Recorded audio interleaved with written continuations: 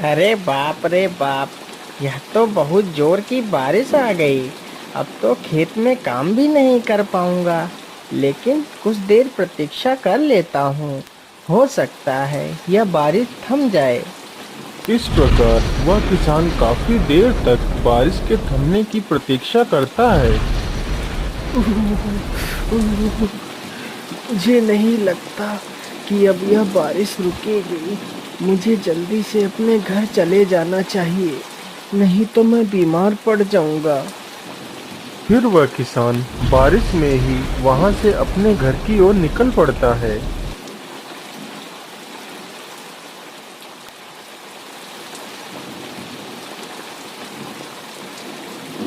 अरे, ये आवाजें कैसी? मुझे लगता है यह आवाज इस गुफा से आ रही है। लेकिन यह आवाज किसकी हो सकती है? तभी वह किसान छिपकर आवाजें सुनने लगता है। तभी गुफा से एक तेज रोशनी निकलती है। अरे, यह प्रकाश कैसा? मुझे लगता है गुफा के अंदर कुछ ना कुछ तो जरूर है। चलो चलकर देखता हूँ।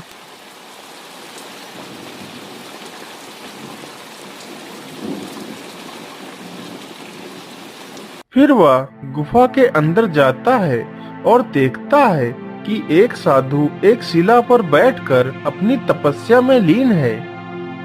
अरे, यह तो एक साधु है। परंतु इस साधु के अंदर तो कितना तेज है। तभी उस साधु की आंख खुल जाती है। कौन हो तुम और इस गुफा में क्यों आए हो? बाबा, मैं एक किसान हूँ और मैं अपने खेत में काम कर रहा था। तभी भारी वर्षा होने के कारण मैं यहीं से गुजर रहा था। तो मुझे इस गुफा से कुछ आवाजें सुनाई दी। तो मैं इस गुफा में ये देखने आया था कि आखिर इस गुफा में कौन है। लेकिन बेटा, तुम्हें इस गुफा में नहीं आना चाहिए था। यह गुफा बहुत ही खतरनाक है। चले जाओ यहाँ से। ठीक है बाबा, मैं यहाँ से चला जाता हूँ।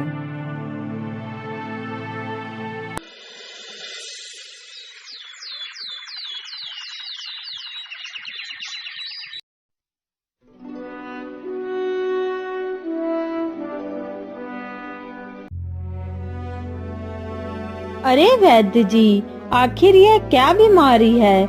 महाराज को 2 महीना हो गया है इस बीमारी से ग्रसित हुए, परंतु आप लोग इन्हें स्वस्थ नहीं कर पा रहे हैं।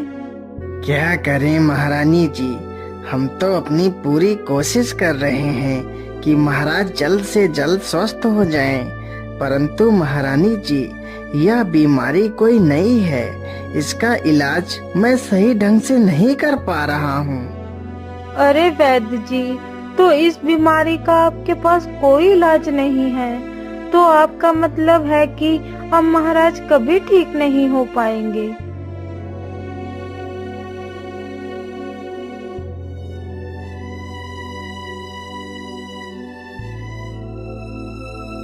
अरे भाग्यवान, आज इतना समय हो गया और तुम अभी भी सो रही हो।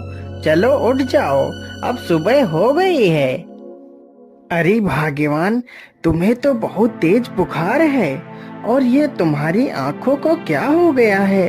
तुम्हारी आंखें तो पीली हो गई हैं। अरे सुनीता, तुम घबराओ मत। मैं अभी जाता हूँ और वैद्य जी को बुलाकर लाता हूँ।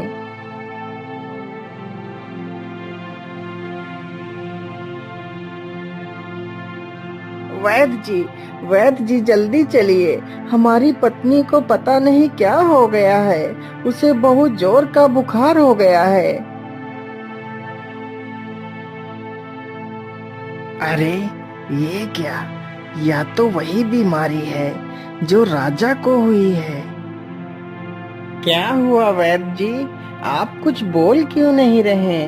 क्या हुआ है मेरी पत्नी को? कुछ तो बताइए वैद्य जी। अरे महेश, तुम्हारी पत्नी को बहुत ही गंभीर बीमारी हुई है। इसका इलाज मेरे पास नहीं है। जो बीमारी तुम्हारी पत्नी को हुई है, यही बीमारी हमारे राज्य के राजा को भी हो गई है, लेकिन मैं उनका इलाज नहीं कर पा रहा हूँ। अब तो भगवान से ही प्रार्थना करो कि वह सब कुछ ठीक करें। हे भगवान, ये कैसी बीमारी दे दी है मेरी पत्नी को, जिसका कोई इलाज ही नहीं है। भगवान मेरी मदद करो, मेरी पत्नी की रक्षा करो। मैं क्या करूं, किसके पास जाऊं, किससे सहायता मांगूं, मेरी पत्नी ठीक हो जाए। हे भगवान, मैं ऐसा करता हूँ, उन्हीं गुफा वाले बाबा के पास जाता हूँ और उन्हीं से मदद मांगता हूँ। बाबा मेरी मदद करो, बाबा आंखें खोलो, बाबा मेरी मदद करो। क्या हुआ बेटा, तुम इतना परेशान क्यों हो? क्या बात है? बाबा मेरी सहायता करो, बाबा मेरी पत्नी को बचा लो बाबा। लेकिन बेटा, क्या हुआ है तुम्हारी पत्नी को?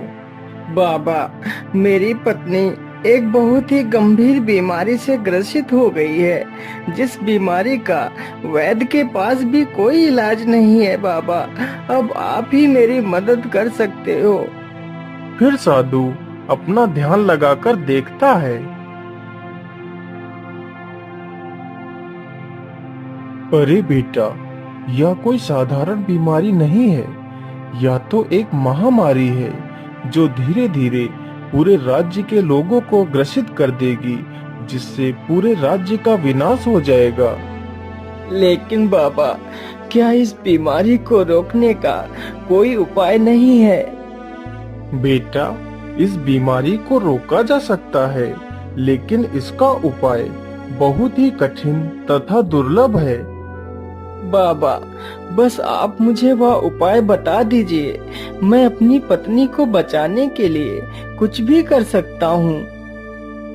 तो सुनो बेटा, यहाँ से 100 कोस दूर एक त्रिकाल वन है, जिस वन में एक जादुई पेड़ है। यदि उस पेड़ का फल मिल जाए तो तुम्हारी पत्नी की जान बचाई जा सकती है, परंतु ध्यान रहे ये फल रात्रि में ही निकलता है, और जैसे ही यह फल निकलता है तो परियां इसे तोड़कर ले जाती हैं। यदि वह परियां अपनी इच्छा अनुसार तुम्हें यह फल दे देती हैं तो तुम्हारी पत्नी की जान बचाई जा सकती है। फिर महेश वहां से फल की तलाश में निकल पड़ता है।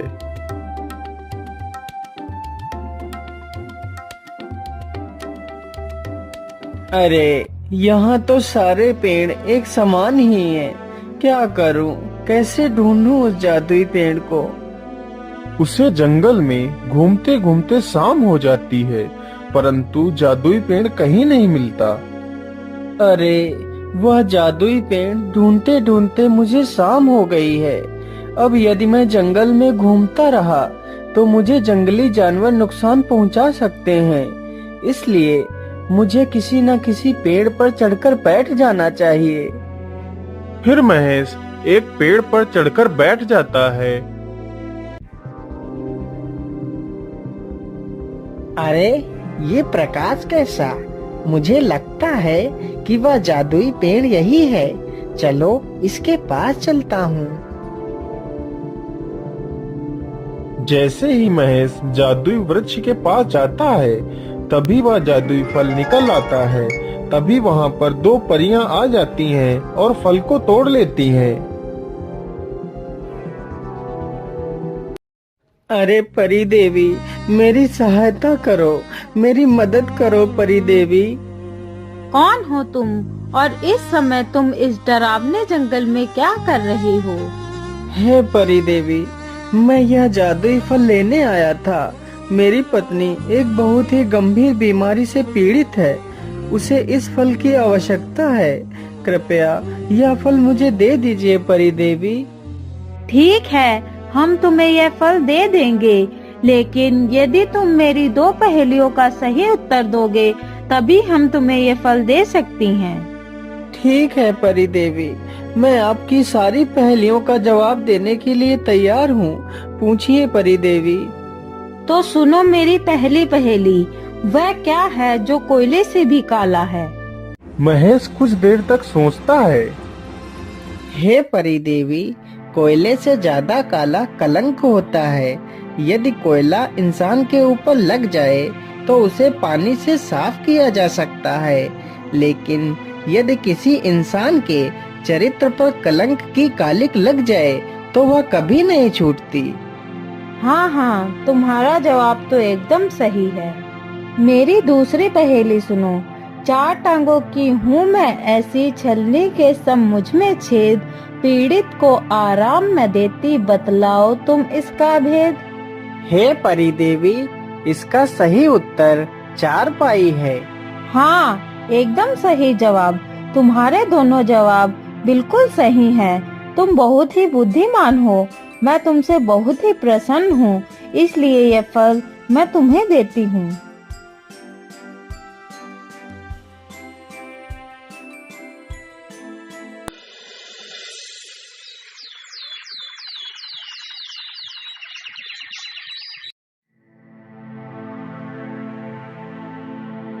अरे भाग्यवान, तुम बिल्कुल भी मत घबराओ।